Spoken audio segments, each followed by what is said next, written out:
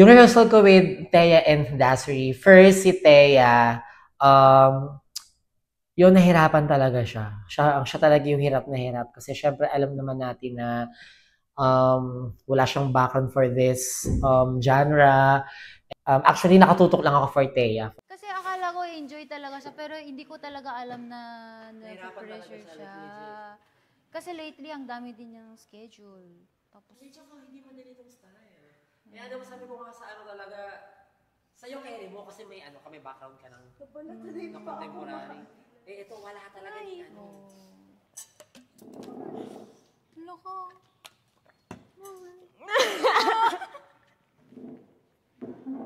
Bakit?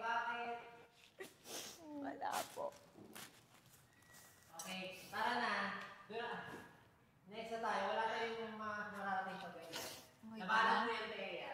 Na-frustrate ako sa sarili ko. Okay. Go lang. Hindi ka gagaling pagka puro ka iyak. Okay? Labanan mo yan. 5, 6, 5, 6, 7, 8. And a 1, 2, 3, 4, and 5. Extend. 7, 8. It's just hard. It's just hard for me.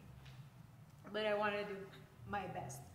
Because I want to show up for Ate Das and for Coach Maki. So, You're doing well naman. Kaya mo yan. Yeah, you're doing your Napag-aaral best. naman eh. Andito naman kami. Oo. And like, I mean, hindi ka namin pabayaan. Okay? Ako na bahala sa'yo. Kaya natin to. Laban lang. Laban Okay? lang. Yun We lang. love Okay? you. Okay lang yan. Okay? Ayan. Kaya mo yan.